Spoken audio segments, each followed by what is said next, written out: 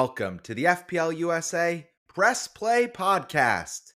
You got Bucks and Brian hitting the mics tonight to preview Game Week 8, but it's a big welcome back, not only to the Premier League, which is going to have the Game Week 8 deadline happening this weekend, Saturday, early AM here in the States, but it's a welcome back to both of us as we both took full advantage of the second international break. Chin, you jet lagged? How the hell are you, man? I took full advantage of international break and went international all the way to London for some matches. I just got back last night. It was quite the journey home with the little baby. About 20 hours door to door. Oof, barely survived. Living on coffee today. 500 emails to get back to, but it felt good to sleep in my own bed and wouldn't trade it for the world because I saw some epic matches with Chelsea versus Liverpool, and then the next day, Brentford and Man City. So all good vibes over here. And FPL, we're ticking along, so we got to discuss that too. Yeah, we're coming on, an much needed international break. We both got a little bit away from our comfort zone. I was down in Florida for 2 weeks, had some urgent work that needed to be done in the Brooklyn apartment. And so my family, my starting five, first time traveling with five members of the family with my three little kids on the airplane. We did the last row special both ways, which was awesome. And the good time was had in the pool. Smart play. Otherwise, it was very chaotic, to say the least. But I'm happy to be back into the routine and back at home sweet home. And yeah, the best way to go on a family vacation or, take advantage of the international break is to do it on the back of a green arrow. So, little high five here that we both got to do that. But I think, maybe I'm speaking out of FOMO. Maybe I just want the listeners to hear a little bit more about your trip. But I'm going to say my trip was okay. Yours sounds absolutely epic. So let's just dive in. I want some of the highlights. You are a Chelsea fan. I know your FPL team comes first, but I think you were probably at the game of the season with Liverpool visiting Chelsea. I know it was your first day on the ground in London. Tell the listeners about that game day experience going to the bridge for the first time. Oh, what an experience, man. To get off of a first flight with the newborn, about 5 months old, and then to go all the way to London, get to the flat, and then just be so drained, yet you know that in a couple hours you're going to the bridge for the first fucking time, and you're going to see Chelsea versus Liverpool.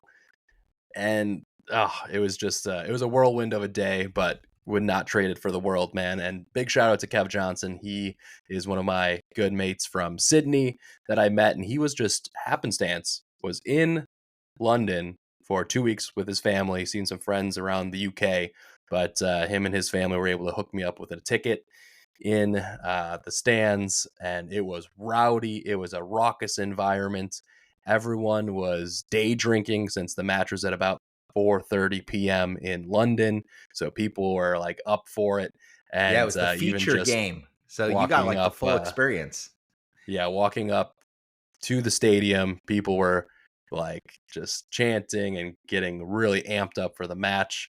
And it took an extra 20 minutes to get through the turnstiles because everyone was a bit pissed and trying to pull up their QR codes and going one by one through the gates. But once I got into the stands, the lower level of the Matthew Harding stands over there, took in the match. And man, what an incredible scene as they score in the 14th minute with a Caicedo shot. And from there, it was just a massive party the rest of the day. And then, of course, Liverpool come back a little bit, get a goal, and you're getting nervous. People are moaning, people are letting the refs have it. And of course, Estêwãowww comes in with just a beautiful winner in extra time. The bridge goes absolutely bonkers, serenades the team. And you see Maresca running down the pitch just out of his mind to beat the Premier League defending title holders. And man, just an overall epic day, and definitely deepened my love for just Chelsea and being there for the first time and being around that many fans at once. Just so different from anything I've experienced since we live so far away from world-class football and being able to see these teams on a weekly basis, right? And, we wake up at all kinds of hours, watch these matches on TV, but it's so completely different than being there live in the atmosphere. And the IRL eye test was definitely one to remember. Yeah, so you fully get where I'm saying that the blue Kool-Aid can be quite intoxicating when you're there in the bridge, surrounded by that energy, and then not only do you get to witness just a regular old 3-point cruise to victory, you get to That's see right. Chelsea, against the title holders, underdog story. They come out and they get the win one, but it was a thrilling game throughout. So the beginning is awesome. The middle is awesome. You're biting your nails throughout the entire match. And then, lo and behold, you get the well-deserved winner from the 18-year-old. He's half our age, but we're certainly glad that he's wearing the Chelsea badge. And that's Estêwãowww, who I got to see twice at the Club World Cup this past summer. So thrilled for you that you were there. And then just, kind of fast forwarding a little bit, you also had a second match that you got to go to the next day. And I think this is a really cool experience because kind of bridges the divide between FPL and the kind of Premier League morning experience, because you got to watch Holland, your captain, play at the G-Tech against Yeah. Brentford. How was Yeah, that? that was super fun. We were able to secure some tickets through a friend of a friend. Shout out Holy Pinto, our guy Eamon, who is well connected in London, was able to hook me up with some bees that were generous enough to help us get tickets. And the IRL experience of watching the robot, and of course, he does what he does, had a fantastic striker's goal versus Brentford, and it was a 1-0 game. There were a couple of other decent big time moments. Foden, Reinders also had a couple shots forced into some saves, and then inexplicably, Thiago missed a big one-on-one chance versus Donnarumma that would have really changed the outlook of the game. But City dominated. It was great to see there, just the passing and the intricacy of coming back to the ball and watching all that live and how kind of methodical they can be in person. But overall, the G-Tech, it's a small stadium, holds 17,000, right? So very small, intimate atmosphere. Not quite as rowdy as the day before. I was sitting in the premium seats with some of the younger children in the family, and I was able to bring my wife and little baby girl. Had the headphones on with us, and it was an amazing experience, though, just taking the tube over there in London and going to the game. And fortunately, no hiccups. We had a lot of stress leading up to that moment because we were trying to get a ticket for the baby and had to work with the ticket services at Brentford, but they hooked it up. It all came good. And yeah, we had a lovely day out. And fortunately, I didn't even know that I bought premium tickets, but we had access to like a lounge area, had some free beers, Clutch. some Yeah. free pies at halftime. I necked about 4 beers at halftime, so that was a good time. And yeah, hit up the shop, got a few stuffies. Oh, we went crazy at the Chelsea shop though, Bucks. Let me tell you, I know we FaceTime, but I definitely picked up a hat here. I picked up some one of one shirts that are only available in the store. So that was a good time as well. Awesome. Sounds like a brilliant trip. And what do you think? Should we do it again maybe next year, the two of I us? know, right? Man, I was telling my wife, I was just like, I might, especially because our friend might have free tickets for like Fulham matches. So if we could line that up where like Fulham plays Chelsea, that would be worth the long flight. I'm like, I could probably do this, like leave on a Thursday, come back on a Sunday, like type of trip, long weekend, and just spend 2 days in London and 24 hours in the air just to go to a couple matches.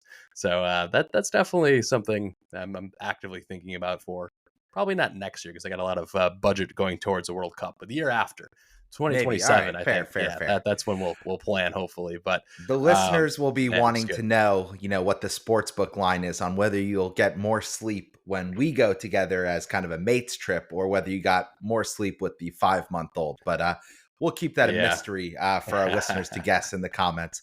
Let's dive back into FPL. The game that we are so excited is coming back as of this weekend. And let's just kind of look into the rearview mirror very briefly at game week 7. Fortunately, the three co-hosts all end up on green arrows. Why don't you start out? How did you do in game week 7? Yeah, I mean, we're all coming off of Wildcard game week 6, so kind of expect to see a few green arrows, albeit small. definitely helps. So Don't jinx I it. ended Don't up jinx on it. yeah, I ended up on 70 points all out. And overall, again, seeing my Holland captain live after he scored the first goal and looked like pretty up for it, like he had to shrug off Vandenberg for that one. Just That was a great man's strength. goal. That was Yeah, that was it was fucking something that awesome. he He put him really into the put in. he put him 6 feet under on that one. He was all over him in great position. All of a sudden, he's on the wrong side. Holland has the ball at his feet, and you knew it was going in the goal almost instantaneously watching on TV. Yeah, and it's funny too, just like Holland, like, get the fuck off me, man. Like Yeah. you gotta get in the weight room if you want to hang with me. Right? Like shrugged his shoulders and put him in a body bag. So cool to see him. But after he scored that one, I'm like, he's on for a brace. And shout out to Black Wolf, the episode prior. He was like, you should really consider about using your triple captain on Holland, because when else are you gonna have a live triple cap that you're Yeah. watching in your own eyes? I was like, I just couldn't do it. I couldn't bring myself to do it because I didn't want to muddy the experience if it didn't come off as a huge haul. But cool to see him with the goal there, and 8-pointer. Had some Manuel on my side, 18 points. He's been an absolute stud. Definitely the type of player profile that we've seen have some success, but then coming into age, age 25, been in the Premier League for a couple of years, clearly has the talent, but elevating himself. And in the pouring rain, gets a amazing solo effort goal that I thought he was going to tiptoe the touch line, and then brings it into the box and scores that early versus Leno, and then just adds some insult to injury for every non-owner who didn't go there and tried to fade him. I mean, 18-point haul is absolutely supreme. So that was big.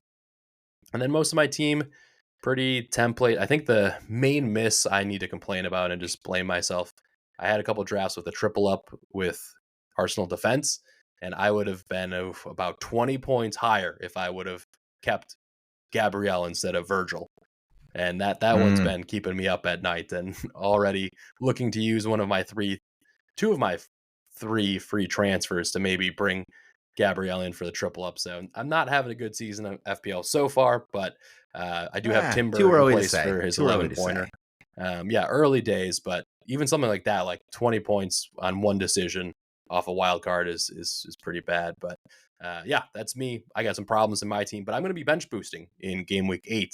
So I need Oh, to save it figure for out a later. few things. You So forget how we do things here? You got to leave something for yeah, later. no, I'm just Tease them. teasing the episode. I will be bench boosting, and I have some moves to make, so lots to cover after that. But let's move it on now to your team, Bucks. You beat me once again, although we're only a couple points different in the rank right now, so Yeah, room for so improvement. I'm coming off wild card as well. Not so much to share here. Kind of disappointing showing from my triple Man City attack. Based on the way that first half went that you were in person at, I was really dreaming of, somewhere around like 30 points from those three. I have Holland, captain, and then I had Foden and Reindeer. Foden had, I think, 5 shots in the first half, and Reindeer had that brilliant opportunity where he basically went through 6 different Brentford players only to kind of lose the ball at his feet at the final moment. So you should have seen how tight the sphincters were in the stands when Reinders was dribbling between all these guys, and just like, oh my god, he's gonna go all the way. So many people were like, yeah. There were children, there were moms screaming, "Somebody stop him, please, somebody!" So I will say that, looking at our 2 teams, which of course are going to be on the YouTube if you want to check that out, my wild card is a little bit more differential than I think the template. And yeah, that worked for me this game. I got the Truffert, my truffle, my special white truffle that I have. That's the kind of Bournemouth left back. Right? He got an assist, which was beautiful. Nice. And he actually had at the same amount of DEFCON contributions as Senesi. Whatever. That's kind of the way I like to play. I like to target the attacking guys. Right now, it's been a DEFCON heavy season. We'll definitely talk about that. But the template from a team value perspective, you're flying right now. I think you've probably added at least 500,000 in team value since you made your wildcard draft. I'm pretty much stuck right where I was. And like you said, if you were going to be using a chip in the next couple of game weeks, there's moves to be made. But 73 points, green arrow. And, both of us comfortably beat the average. I think that's due in large part to Semenyo and our double Arsenal defense. Yep. Um, That's basically it, Semenyo, right? I yeah, guess Semenyo right now is the most essential player in the game. I think you could play your own game. You don't have Holland. You want to have Salah. Semenyo, under 8 million as a mid, he's providing incredible value. He's basically averaging a double-digit return every game. So he's a must yeah, get if you don't he's have him going in through a yet. massive purple patch. I don't expect it to continue, but at his price, Nah. there's just no like excuse for you not to have him. I would say He's like on penalties. He's the talisman, Evan Nielsen. yeah. People were dreaming that he would get some goals, but everything seems to be falling right into the feet of Antoine Yeah, Semenyo I right will now say for the like Cherries. Semenyo he's going through this hot form. He's not getting a ton of shots, and he's like now playing a lot of winger, and probably has like a 50% pen share with Clivert because Clivert's now gaining fitness at a Nah, wonderful he looks goal. amazing. Uh, Don't but yeah, overcomplicate it. still, It could be it's still that like simple sometimes. Get yeah, Semenyo in your team immediately. So yeah, with that, that's let's something talk to about the consider. average. Hold on, hold Sorry. on. I had one other thing to call out. Go, I go, forgot to go, call out my please. team that I owned Virgil van Dijk and Mo Salah versus the Chelsea Blues, and they combined for 3 points. Fuck them. Good. Go Chelsea. Yeah, they I should have was it gotten was it was negative three fun to points. it was Fucking fun to donks. have Mo in the team for the IRL effort, and he had a couple of shots. One shot that was definitely like classic vintage Mo, could have curled it in, and definitely missed it. Thankfully for the watch, and then my last call out is that I won 2 cheeky bets, both Ooh. for both matches, so that helped subsidize the ticket pricing. But I had Chelsea and Liverpool over 2.5 goals, so that happens at the death. And then you and I usually do a cheeky Holland over 2.5 and Man City to win. I just went with the Holland anytime goal and the money line. And so that hit too. So a few, at least, FPL is not going so well, but at least the subsidized ticket prices definitely helped me for my rest of my trip. You like my impersonation of Virgil just sticking out my huge ass right now as the ball fizzes by him? Oh man, good memes coming from that for sure. Hate to see it if you are someone who believes he's the best ever Premier League defender. If you're a Chelsea fan and have the other side of that coin, that was music, sweet music to my ears, and I drink up all those Virgil van Dijk related tears. Let's go to the manager of the game week. These two managers definitely were not crying unless it was tears of pure joy and ecstasy. We have a tie at the top of our FPL USA Press Play Premiership, and that is on 95 points. Shout out to these two managers, FC Sir Alex, and that's managed by Alex Sobolev. He got there using a bench boost. He even took a -4 hit to make the magic happen. 18-point bench boost. That's a well played job, well done there. You take that all the way to the bank. Very nice. And just underscore Geeke, managed by, hold on, bear with me, Olamaguke Olamide. Got there without Nailed any it. chips, any transfers, nothing fancy, just the old 95 pointer up on the board, beating the average by 35 points. Bravo, both Alex and Olamagoke. Both of you guys absolutely smashed it in game week 7. Bravo. Yeah, I love seeing both these teams on screen because they're not fucking template. They have some interesting picks in here. Grealish comes in with a big winner for Everton. You see him on screen. Kudus features in both of those teams with a goal and assist. His first goal of the season for Spurs in the Premier League. Eze, Shout, Gakpo. There's a couple of really interesting picks in the back line. I'm seeing Cucurella with 7, Timber with 11, Pedro with 7. And interestingly enough, neither team has Gabriel, who that huge 9-pointer came in again. So many ways to play it in this early season. Absolutely true. All right. Let's make sure to just, leave it here. We are going to be closing the FPL USA free to enter prize mini league. If you are not entered PELL01, we're going to be closing it on deadline day, Saturday. That will be October. Who knows what day that is? I don't know what day it is. So we're gonna have to edit this out. I already closed it, man. It's done. The people have had long enough. It's closed. And I think you shouted out the wrong league code anyway. So we're done with that. Thank you to everybody who's in there. Hopefully I have about 500 people, and we'll be sending some swag out and shouting out the top managers each week on this show. But the Yeah, show must look at go that. on. That's the beauty of editing. Let's look ahead to game week I'm 8. not taking that out. Yeah, keep it in. I look like an idiot all Keep the it time in. without your help. So, you don't need to throw me a life You raft own when it. I do it to myself. You own Game it. week 8 preview.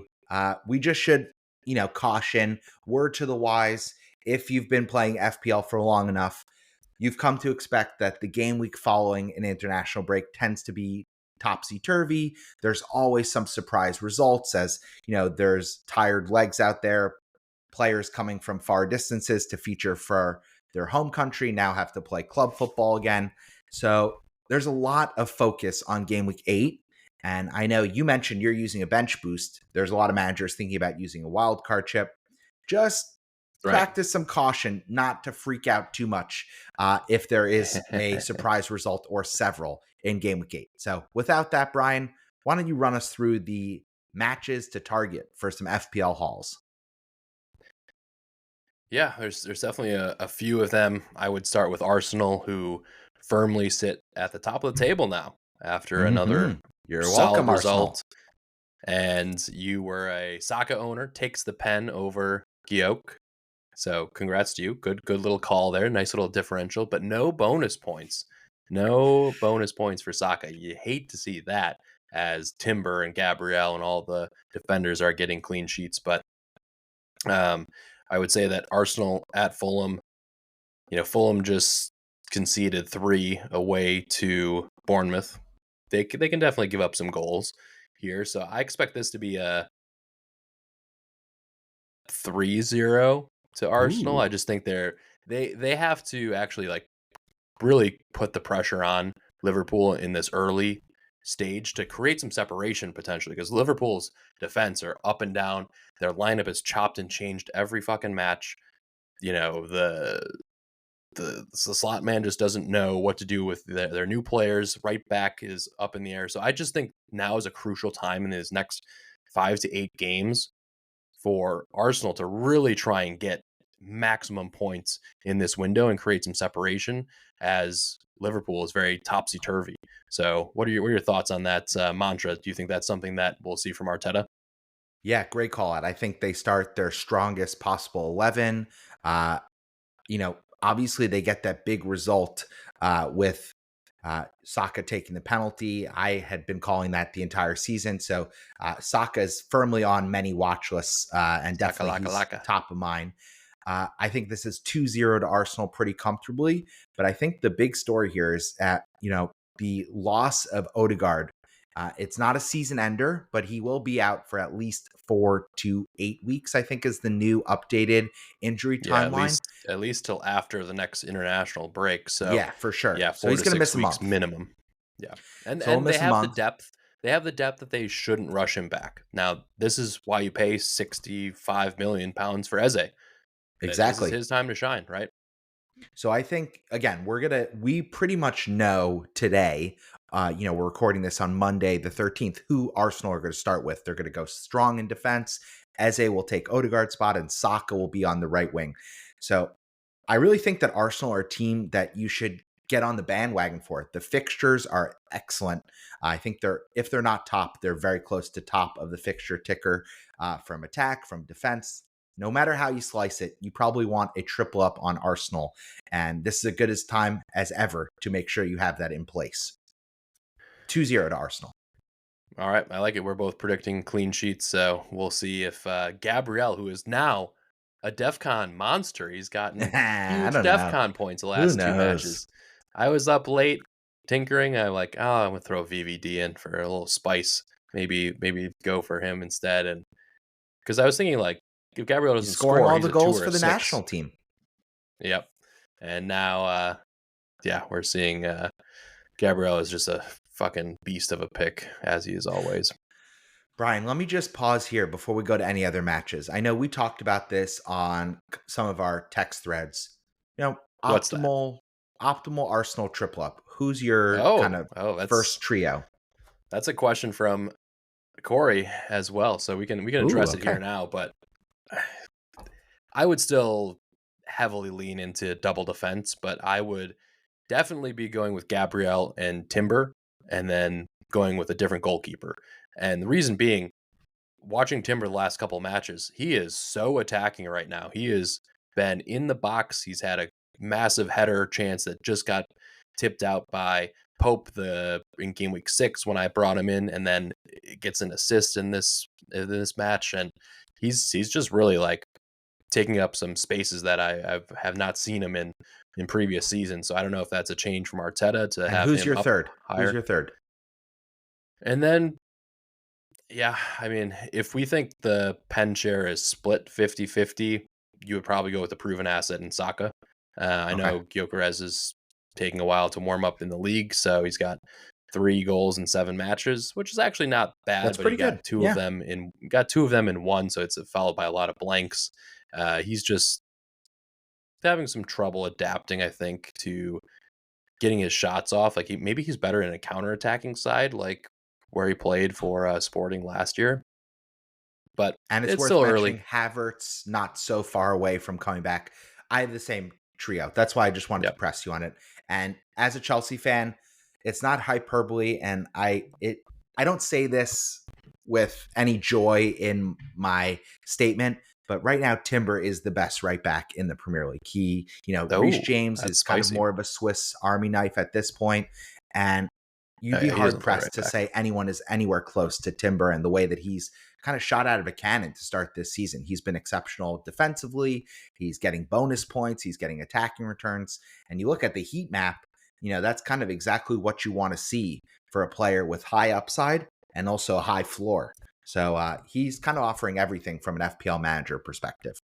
Yeah, I was just so surprised to see him so attacking when I was looking at his like XGI. And so if he can keep that up, he's got 1 goal, 3 assists in the early stages of the season. And he's And he's the actually highest scoring he's defender. So yeah, yeah, exactly. So it'll be interesting to see how that plays out. I mean, all these top teams have a lot of pileups coming up between Champions League, and I know Arsenal's off to a good start, so maybe he'll rest during some upcoming matches. But Liverpool, Chelsea, City, Arsenal, like they have tough matches coming up that are going to come into account when it comes to rotation and in the league. So we will see. But yeah, I would for also sure. shout out like other picks are still good. Like Raya, he's fine. Like if you have him, you just hold on to him. You're not gonna make goalkeeper transfers. I think Declan Rice is somebody who's obviously not as sexy, but given their prowess on corner kicks, I think he's got 3 or 4 assists to start the season, gets his first goal, has DEFCON in 2 out of 7 matches. So he's a pick. He's definitely somebody like if you want a glue guy that you're not going to move on for a while and just ride these good fixtures and pick up a lot of probably 5 to 7 pointers from him. I don't hate it. It's differential, but Yeah, and Eze too is a great pick. Eze is like I think he's an interesting pick, but I don't know if he has the goal threat for me to feel comfortable paying 7.5 when you could get somebody probably like Semenyo at that price if you didn't have him. But he's also a differential pick. Like I think he's gonna play tons of minutes in these next 6 game weeks until Odegaard comes out, and if he's in the 10, he should be influencing every match. So also a fun pick. So tons of picks across the board, to be honest. Yeah, I think Arsenal are the most FPL relevant team. At least it's easy to say that because they're in first place, but I think you just look at their team right now. They're taking every Premier League match very seriously, and they have great assets and good pricing across the board. Yeah, Let's I mean not get too off. they Go have ahead. a manager too who just wants to grind out results, and so like you're But probably that not could going be, to see.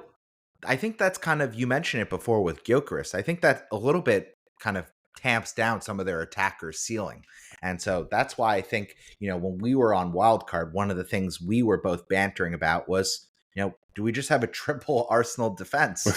And, now we're both kind of kicking ourselves because it really, FPL sometimes is that easy. Obviously, that's high risk, high reward. But, if every time they keep a clean sheet, you're looking at somewhere in the range of 25 to 28 points, you pat yourself on the back, like 15 to 17 times this season. They're going to do it. So Yeah. let's go to the next match. We're bogged down with the Gunners right now. I think Man City, the team you saw live, is hosting what could be a very juicy one. Everton, one of the stories of the early season as well. They're traveling away where they have less joy than they do at the new stadium that they just opened. What's your prediction for Holland and the light blue in Man City? Yeah, this will be interesting. Obviously, Everton are on the up from an attacking perspective. Grealish is just having a little renaissance. Can't He play cannot though. play. Can't play in this He's one.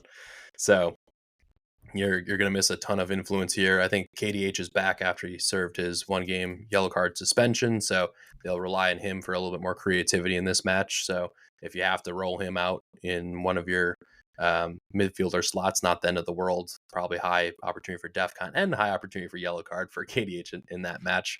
But City at the Etihad, I expect them to score goals against anybody. So it'll be interesting to see if they can break that low block. I know in the past you've seen people like Tarkowski really try and cut down Holland. I think Branthwaite is still out for this, so still Keane out. is going to be. I don't love Keane versus a City side, so I expect this one to be a 3-1 to City. This match has the my spidey sense up as the kind of wacky result. Just a crazy scoreline. Yeah, I think this could be. I think this could come out of nowhere and be like 3-3 or 4-2. Wow. Okay. So I think this is going to be one of the games that I will have my snacks ready on the couch to watch. Nice.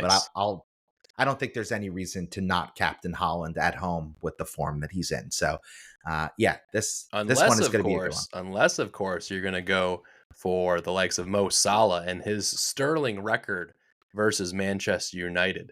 And that is a potential differential that I'm looking at for captaincy, given how highly owned the robot is now, with everyone having likely used their first wild card or using transfers to bring Holland in. So decent opportunity for Liverpool to get right. Is that 3 losses on the bounce? 3 in a row, yeah. Woo!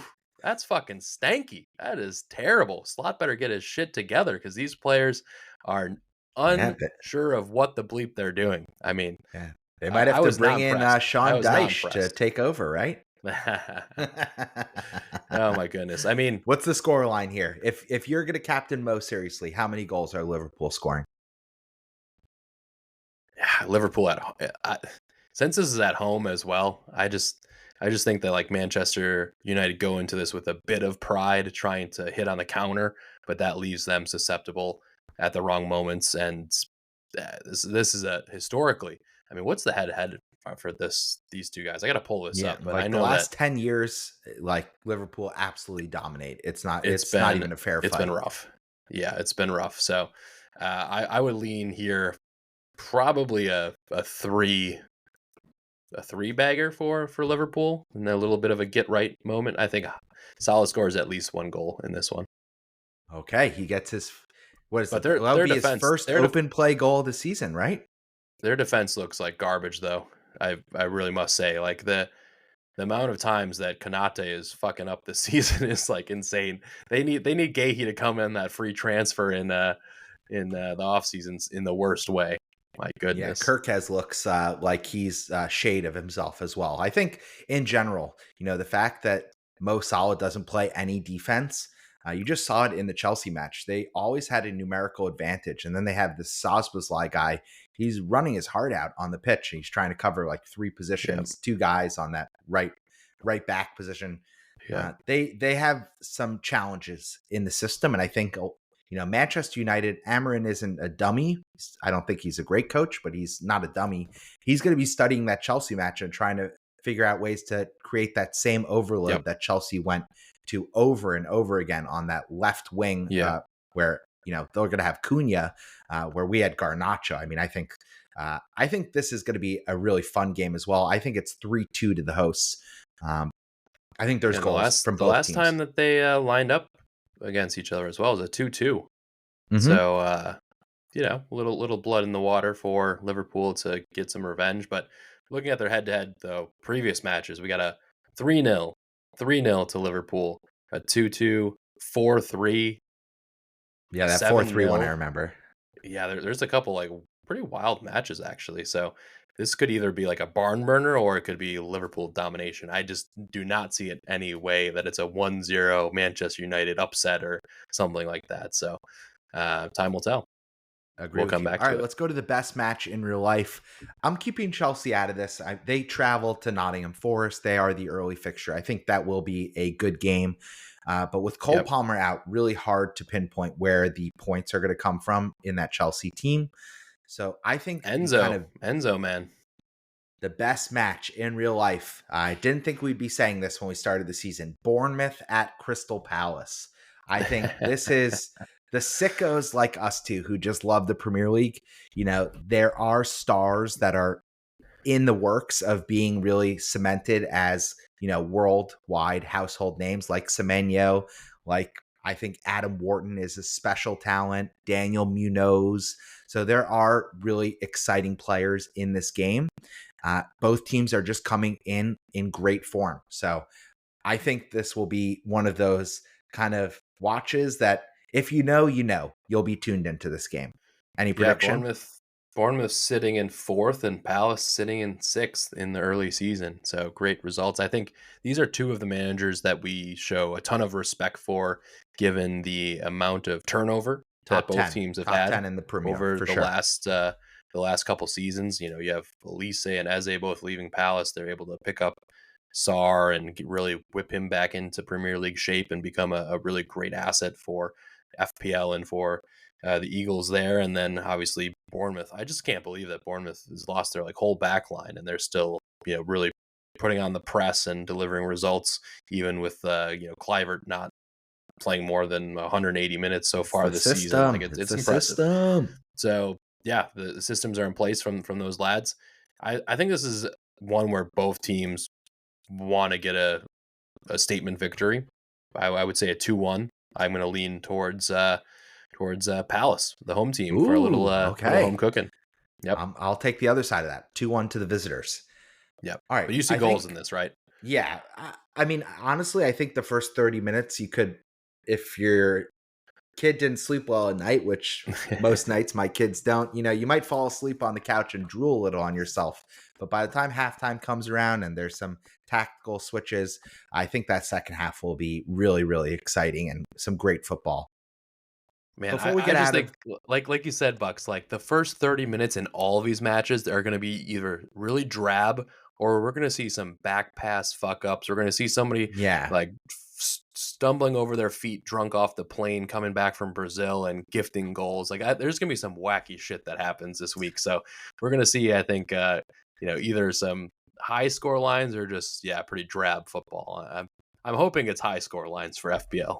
yeah, I think there's going to be some weirdness, and I think leaning towards the goals is more fun. But so far this season, it's been all about the clean sheets and the DEFCON points for sure. So I think with that, let's just tiptoe Hold in. on. I got two other matches I want to shout Oh out my here, Bucks. goodness, you're hiding, you're Mainly holding out on me. mainly Share. because it is very important for the bottom teams all facing each other. We have some 6-point potential matches this game week. We have Sunderland hosting Wolves and Burnley hosting Leeds. So I'm curious from your perspective. Actually, there's a decent amount of FPL relevant players here on Bench Boost, especially for my team. So, what do you see in Burnley versus Leeds? Just quick prediction, and then same thing for Sunderland, Wolverhampton. Yeah, so I think right now Sunderland, they are not looking like a newly promoted team. They sit in the top half of the table. They're playing some really good football. Uh, maybe I won't gloat too much, but I kind of predicted that I thought they were really ambitious in the offseason with their transfer plans, and I thought they would be sticking around for seasons to come. They're pretty much halfway there. You know, historically, you get 25 points or thereabouts in the Premier League. Really? You Is that the you stay mark? there, you stay up. Oh, it So was like I think they're 35. on like Wow. Okay. 12 or 11.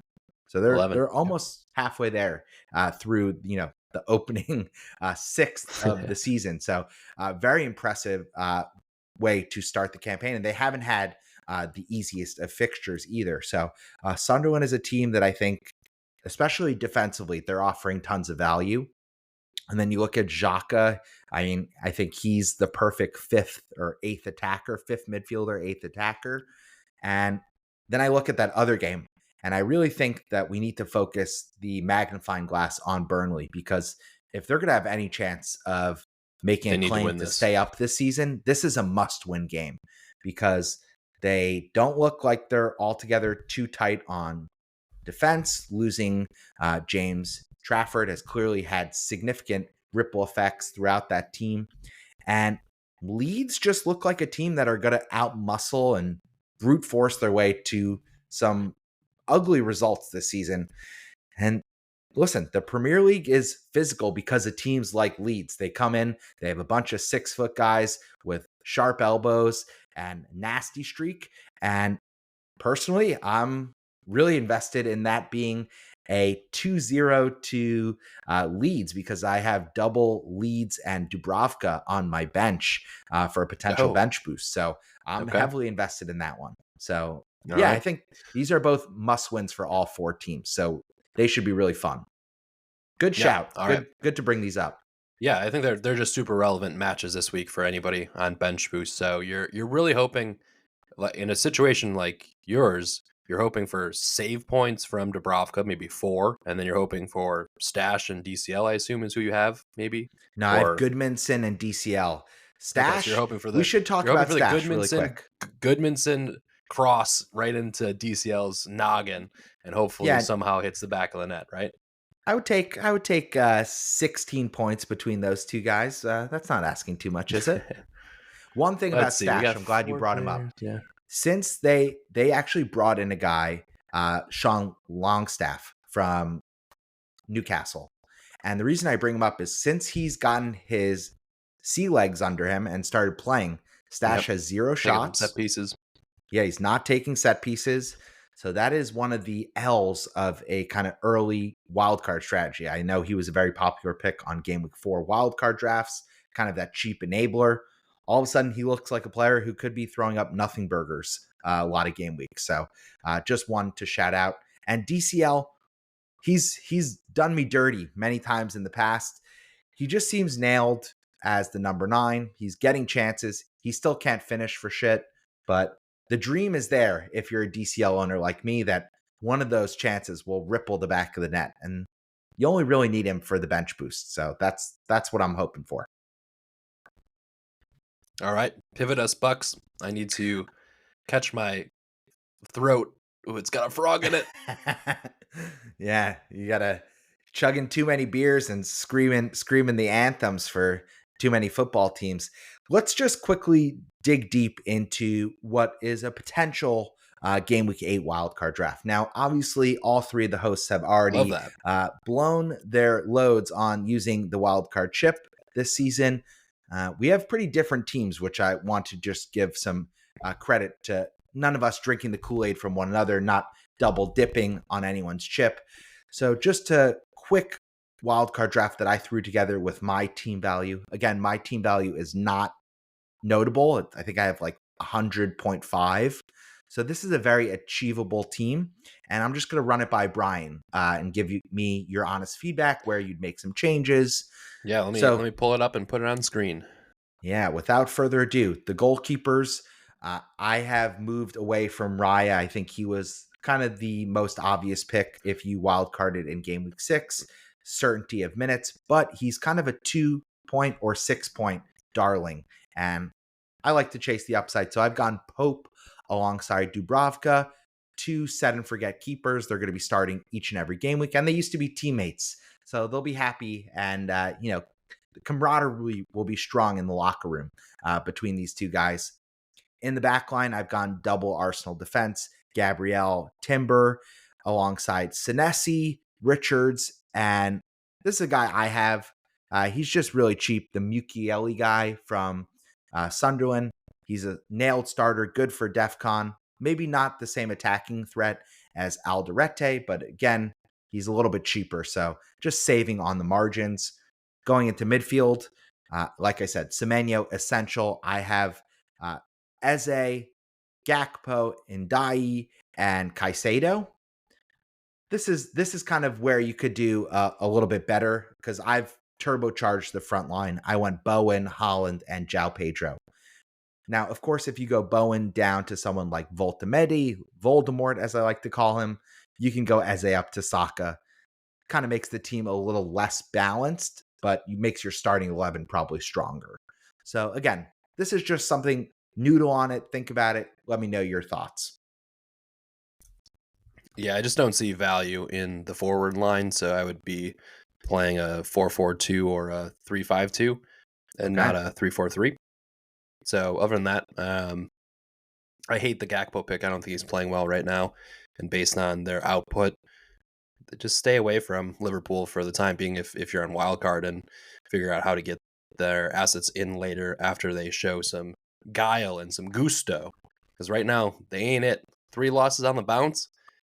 Hard to bring in a player from that side. I do think that fair. Kudus, a shout for Kudus potentially. Just as Hard a player. fixtures for Spurs, though. Yep, but why not? Thomas Frank has shown that he's up for the challenge, so I think he's a player that you could consider in that midfield slot as well. I do like Enzo or Caicedo as a potential Chelsea inclusion. I don't know if I'm sold on João Pedro. I obviously did not go with him on Wildcard, and he's had a couple moments early season, but a couple lucky moments as well. So I'm not sure where we see the points coming from in attack. Small sample. He's just, I will say had this. a shot in the last 3 matches. No, but he's playing a lot of football. The fixtures. The fixtures are the fixtures are the fixtures. I kind of always will tell myself that.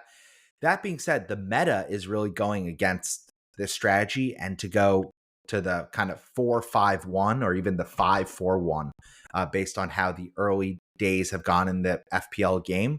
The top 6 defenders in FPL have all outscored João Pedro. So if you wanted to just have Haaland up top and have some money stashed in the bank for future flexibility, or you want to go Haaland and Mo Salah and then just a back line of absolute defensive beasts, I think big is really back, and there's reason to back that kind of Christmas tree strategy where you have the 5-4-1 or even the 4-5-1. Right around the corner, Bucks. But I will say, I wanted to include one pick that I knew was just for you, Brian, and that's why Senesi's in here, because I don't get the hype around this guy whatsoever. I'll be pounding the door on it on social media from here until kind of their fixtures start to turn in game week 12. He's getting a lot of DEFCON points, and he got that goal early, and I think that kind of is changing the narrative on his value. An assist. He's got 0 goals so far. Oh, sorry, he got an assist. So I don't know. I think he's a little bit overrated. I don't think he's rotation proof. And again, the fixtures for Bournemouth are not great. So if it was me and it was my team, I'd be picking Trevor Chalobah for Chelsea, or I'd be picking Dan Burn for Newcastle over him. That's the pick. Dan Burn. Dan fucking Burn. Yeah, burn it down, baby. Yeah. Like the Phoenix from the ashes. Dan Burn. Yeah. Let's go. Some good picks. I think Voltamade is somebody who could be an interesting forward to have. He looks to not have any competition because Vissa is out until next international break, potentially. It could be longer. It's all quiet on the Vissa front, which is Vissa gonna miss a lot of games. Sad, dude. I mean, 20 goals last season. He hasn't played more than 10 minutes this season. You hate to see it. You would think that there's some clause, right? That they could be like, we need an extra 10 million back or something because you sold us damaged goods here, something like that. Yeah, I think some other players to consider. It's fine. I think Sarr at Crystal Palace is a player that huge open play threat, cheap. I think he's under consideration as well in that midfield. Yeah, so I would say the easy move, to your point, is to swap Senesi, Bowen, Gakpo, and Eze to like Burn, Saka, Sarr, and Voldemort. And then all of a sudden it's like you have a real benching headache each and every game week. But that's good. You have depth to cover for future game weeks. Yeah. You agree with that? And I think everyone should be looking at this next set of fixtures as 7 or 8 fixtures until you get 5 free transfers, right? So there's a way to make sure that you're playing it relatively aggressively, knowing that you have those in your back pocket for later. We're going to see a ton of people who have not wildcarded look at that kind of game week 13 window, I believe, where there's big fixture swings for Liverpool and City, And and you're going Bournemouth. to see Yeah, and City. and Bournemouth. So, that's what you're up against. But for the time being, prioritize a triple up on Arsenal, and then I would obviously just have some of the top picks across the board next to Holland, and then you have one or two differential slots. There's so much value to be had in defense, so you can either go big at the back or you can go just with a couple Arsenal lads and then fill it out with 4-5s. Like there's so many ways to play it. So I think we're seeing a wide player pool right now trickle in points, whereas the premiums, maybe Saka can change that, but with Palmer injured, I think that's the only thing in this team, Bucks, that I would maybe be more interested to have a Bruno or a Saka, probably Saka, but Saka, then you could easily upgrade Saka to Palmer if Palmer comes back and looks to be firing because Chelsea have those good fixtures. So holding that slot for a one move later down the line for Palmer could make sense, but he's got to prove that he can play 3 matches in a row because that has not been the case with his blasting groin. Yeah, and he doesn't look anywhere close. You got to he doesn't slide look in anywhere those close to DMs. being fit. That's the big issue. You got to slide in those DMs and slide your hands all over that groin and take care of our guy here, Bucks. I have my essential oils ready, Cole. Just give me a ring. All I need is that autograph one of my many jerseys of yours, and we'll make it happen. Let's go into the mailbag. Speaking of DMs, we got some great contributions from the hashtag FPL community. Thank you for engaging with us on social, whether it's IG, X, Blue Sky, wherever you are. We are too, because we are FPL USA, not Penn State. Fuck those guys. All right, let's go. We're a pod of the people, Bucks. Yeah, we need the community to be thriving for us to be growing. So let's go to co-host. We love you, Dan, at FPL_Blackwolf. He's asking about the best assets from the 3 promoted sides.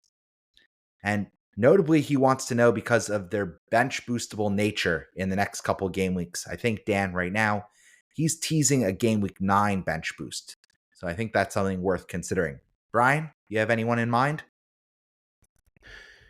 Yeah, it's interesting because for me, game week 8, obviously it's on the heels of international break, so some crazy shit could happen, but I'm kind of targeting Sunderland versus Wolves as like a Alderete. Don't add salt. Ukulele, don't add insult to injury. Even Xhaka, I think those are all like startable great assets versus Wolves in that fixture. So that's something that I'm definitely looking at. It's a home fixture for Sunderland as well. But if you were going to go with Burnley assets, Burnley are going to play 2 easy matches with Leeds at home in game week 8 and then Wolves away in game week 9. So grabbing somebody from Burnley, obviously everybody and their mother has Dubravka, but like I don't even know his first name. Is it Lyle Foster? Kyle Foster? Lyle Foster, whatever Foster. Yeah, Lyle Foster. I like Anthony, Jaden Anthony. He's the midfielder. He's been balling out for Burnley. He's clearly their best player. 4 goals? I think 3 goals? I'm not looking at the stats. I think 3 Decent or 4. amount, You're right. From Sunderland, I really like the idea. Their goalie, Royfs, is he's been playing out of his mind. On his head, out of his mind. He's been doing everything for them. He looks fantastic. In defense, you probably want Alderete or Mukiele. And then this Isidore guy, as well as Xhaka, are really putting the attacking pressure on the opposition. And I'll just say it because I think Dan knows that I'm thinking it. Wolves are worse than Sunderland right now. And so they're more of a contender for relegation than Sunderland are at the moment. And that's very unfortunate for our comrade. No love for your pick DCL either? I mean, there's so many assets you can pick. Yeah, Leeds, it's like Rodon, Goodmanson, DCL, Longstaff. A lot of these guys are cheap too, which just makes it's so funny that you could either go fodder. Yeah, you could go game week 8 or 9 because Leeds assets are away at Burnley and then they have home West Ham. So pretty solid bench boost either week. So the issue is, I think, who does Sunderland play? Sunderland don't play a great fixture in 9. I think if you have Sunderland, away. Chelsea away. That's not great. You don't want that. So I think I'm solidly bench boost 8 as well. But the Leeds guys, you'd prefer to bench boost your weaker guys in home fixtures. And I think that's probably what Dan is thinking when he's targeting game week 9 as opposed to game week 8. Let's keep it moving. Who's next up in the rundown? Next up, my pup just arrived. What's up, puppy dog? Woof, woof, I woof, did get him a new Chelsea dog collar though. Ooh, Splashed out the 8 pounds to get the dog swagged out in some Chelsea garb from the bridge. I love that. Yep. Ziggy is a blue, just like his papa. Yep, there we go. All right, next question we have is from Abdullah, aka at Bengal_FPL. Wants to know how my trip was to London, and then from there, which mid should we prioritize this week? Eze, Sar, or Salah if there's budget?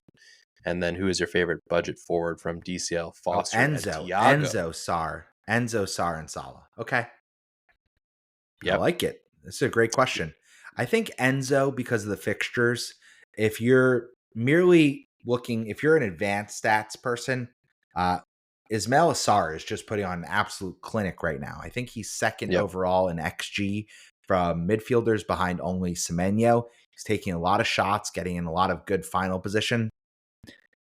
Salah, I'm going to just wait to see it. He's so expensive that, if he doesn't get multiple goal returns for another 2 or 3 game weeks, whatever, man. You have awesome guys that are doing the business for half his price. So I like those first 2 shouts way better. And then his second question, favorite budget forward. I mean, I'm biased. I have DCL, so he's my pick.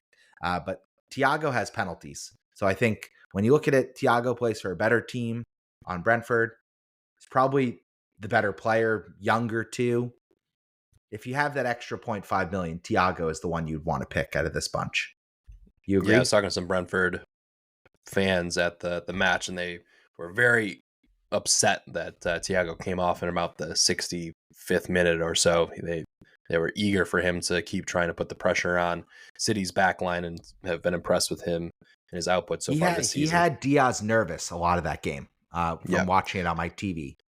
Yeah, and I'm not sure if Abdullah is going to be bench boosting game week 8 or 9, but Thiago is an option because, let's see, they are playing West Ham away in game week 8. So if you were going to bench boost, yeah, I mean, that I'm actually, to be honest, like looking at maybe moving Richarlison if he's not going to start to Thiago for my bench boost, because Richie might be a problem. But then Telles went off.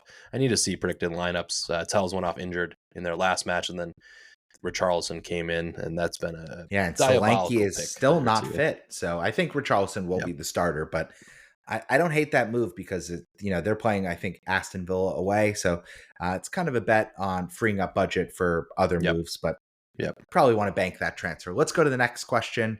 Again, Corey wants to, Matt, we already answered Corey's question. Sorry, we're not sorry. Let's go to My Cayman Fan on social. He's running a great challenge league. I think it's still open. So get into Matt's DMs if you're interested in joining both us hosts in that competition. I've forgotten to do challenge the last 2 weeks. 2 weeks, Bucks. I'm giving away free money to all my mini challenge league. I came in rivals. Second, first, and I think 4th in the last 3. So I'm putting up some numbers there. If my FPL real team was doing half as well, I'd be throwing a little naked party in my house. We won't talk about that. Matt's asking, great pick, Brian, of you at the Stamford Bridge tour behind the famous Mourinho press conference table. He wants to ask a lifestyle question. If you or I were Chelsea managers, what would we do? Oh, goodness. Can I go first here? Yeah, I mean, tell me your honest assessment of Maresca so far as a young manager coming in. Like, fantastic. You think he's been fantastic? Yeah, he's a little bit rigid, but I like that he's got a little shade of Jose Mourinho in him. He's just very stubborn, but he is adaptable. He kind of does the homework for each and every match, but The one thing I would say Maresca needs to still work on is his subs, but as of late, they've been working wonders. I mean, the subs he made against Liverpool were nearly perfection. Gittins on at the right time, Estêwãowww on, Guéhi on. They all had a part to play. And this is a really young team. So I really have no notes. And the way he celebrated, I mean, yes, that's undisciplined. And that's showing your players that you can be undisciplined and get another red card. But the moment was just calling for it. So I love that he did that. I think that was a real homage to the fans to really bring them into his corner. The thing I would be doing is I'd be paying a lot more for therapy. I'd probably be having near weekly heart attacks because that's just too much pressure. I love the team too much. They're my favorite sports team that I support. It's hard enough to sometimes watch them just on a regular Saturday when my wife's trying to get some extra Z's in. So I couldn't imagine being on the touchline and being responsible for keeping my cool. That's not me. How about you, Brian? What would you do in this situation as Chelsea boss?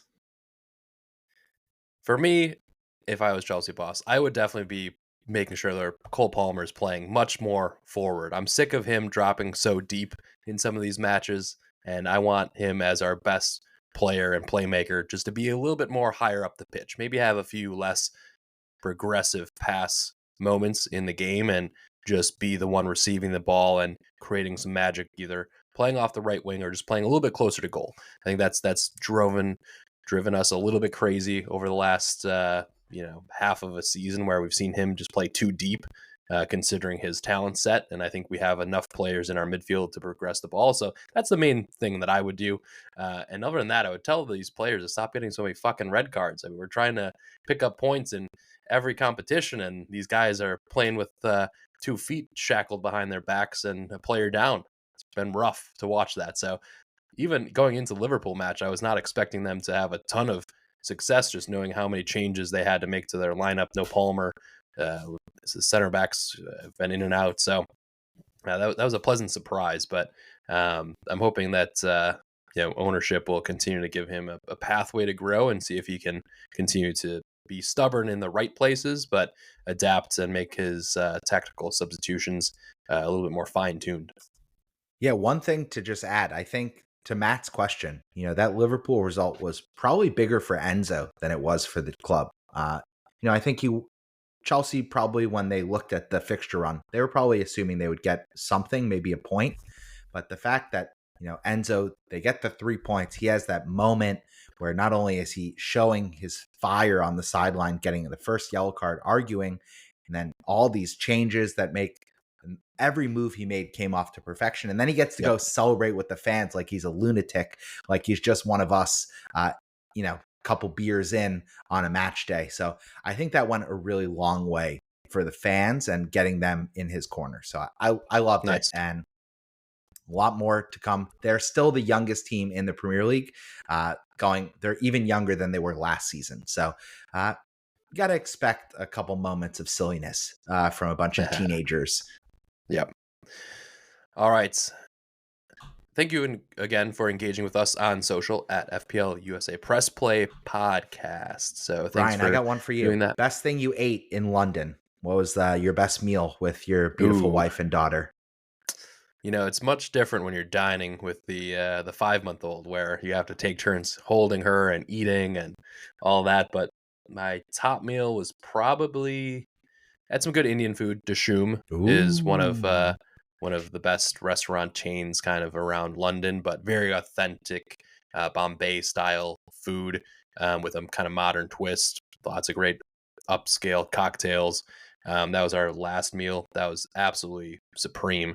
Had a beautiful kati roll out of Calcutta, and then had some other just comfort food that was very delicious. They did like a dal that was like exquisite. You know how like in Mexican food they have like the mole that can be cooked in the same thing for years and just keeps on. Yeah, and the bringing those flavor is flavors just in. like so much more sophisticated and deepened, even though that was similar to this black dal that they had. It was just so complex and rich in all the right places, and still had those aromatics. That was supreme. That one stayed with me. And then I also had some really good dim sum, some Chinese food. Had a full xiaolongbao, some soup dumplings, some crispy duck pancakes. Those were all very Some good, and that was pings. Ooh, yum nice yum. a nice You're making lunch. me hungry. Yeah, with the wifey. So yeah, some good food. Honestly, I hadn't been there in 10 years, and that's actually where my wife and I met, but we were students at the time, so being able to actually afford, £100 meal out this time around was much different than the 25 pence tomato soup that we were eating before the club most nights. Yeah, So you it was didn't nice have to be to back. live off some mayo sandwiches. All right, I just Yep. wanted to get that last one in. A little extra trip bazinger for you. Yeah, Let's go to our I'm a foodie. closeout. Yeah, I know, and you love traveling. You're the Yeah. international man of mystery. Let's close Hey, out with the same segment we do every episode. That is our transfer plans and captaincy shouts. did you like What's your plan? Dan's shout the last couple pods? He did a pretty good job. He brought the energy in one of them, and He another one brought the was energy. The second one I was like, oh man, these guys need some Bucks coffee barista services over here. But he's doing his best. Listen, we're gonna turn him into a full on brutish American after all. Don't worry. Yeah, all right. Let's run through your team. You're set on bench boost? You and I I are am both set on bench bench boost buddies. boost. Yeah, I'm going to be captaining Holland. I'm pretty straightforward here. I'm either going to use one free transfer for sure, Bruno to Saka. I've pretty much made up my mind that that's the move I'm going to make rather than bring in a second Arsenal or third Arsenal defensive asset. I have tons of money in the bank. I have like 2.7 million burning a hole in my pocket. So, I don't like that. I like to get the transfer moves made. I haven't made it just yet, so I have practiced a little bit of patience. Now, the other move I'm considering is Romero.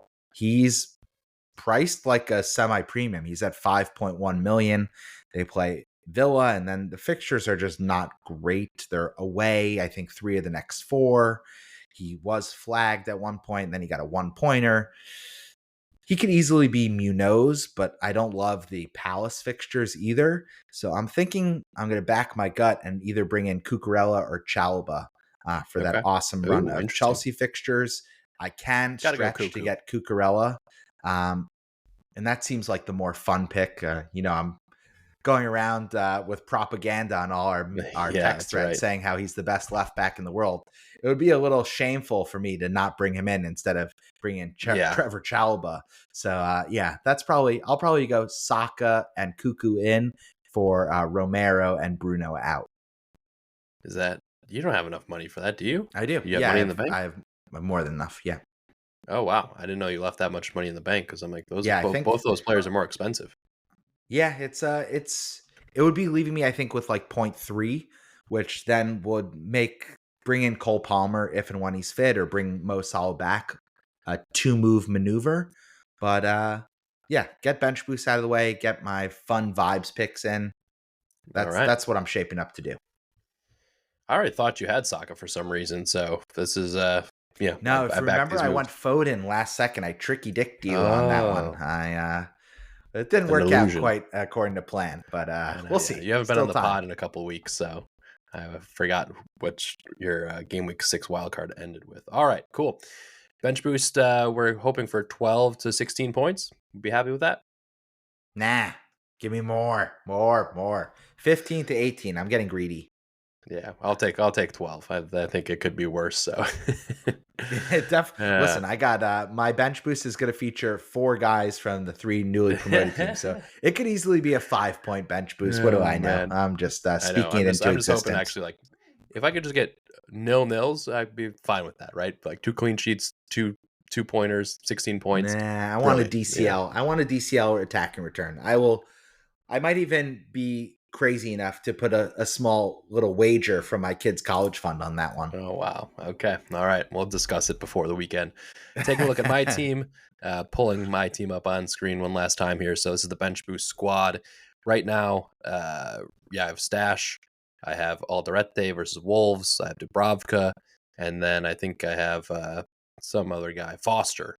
Yeah, So you I'm Foster. kind of invested in Burnley to churn out some kind of result. whatever.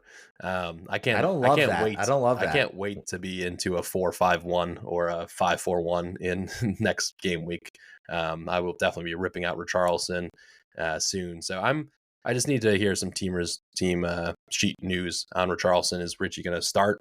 I kind of need him to for my bench boost. If he's going to get a 1-pointer, I'm just like up in the air if like I want to move him to somebody like Thiago. I can't afford Voltemade, who I wouldn't hate to have this match. Newcastle playing Brighton, but I think I might just roll with the 1-pointer and just roll the transfer if we're going to see. I have 3 right now. I'll probably roll to 4, and then I'm looking at moving two players for either going to again that 5-4-1 or 4-5-1 the week after. So that's me. Oh, interesting, dude. Yeah. You got to use a transfer if you're going to bench boost. Why not? Maybe we'll see. I just don't know if it's worth it, right? Like I want eventually. I'd rather go Richarlison to GUI and then upgrade Stash to somebody like Eze or another 7.5 midfielder. Sure. That just seems better. I don't have Gabriel. That's also like under consideration. Like I could move my 4-0. Would you not move Senesi to Gabriel? You have money for that? No, I got 0.1 in the bank. I got no money. Ugh. So it's got to come out of the Richarlison slot. So that's where I'm at. We'll see how we go. Let's hopefully get I expect on bench boost for both of us to get like 1 million plus green arrows. Like, can I ask you a silly question? Can you afford to do Richarlison to Isidore? He's the striker for Sunderland. What is he like 5'5" though? I'm trying to like go like all the way to GUI. I know, but I'm just saying for some. I think that the issue with bench boost with a team like yours is, I have the same challenge. I'm not sure Bournemouth are keeping a clean sheet, right? And then you have Anderson. He's on Fulham. He's not keeping a clean sheet against Arsenal. Oh yeah, he's getting a 2 or 3 pointer. I don't mind though. I just want to get rid of the chip so I can start to funnel more money into my starting 11. Yeah, that's fair.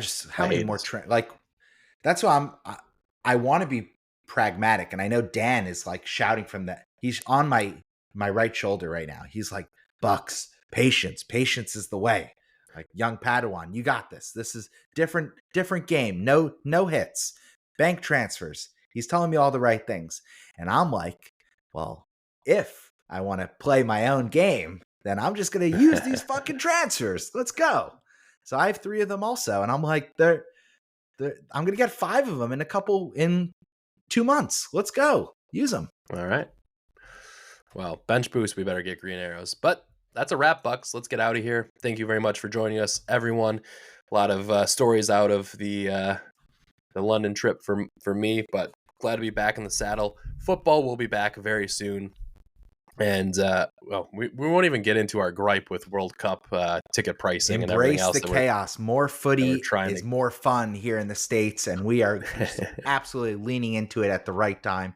I can't wait for a really fun Premier League filled weekend.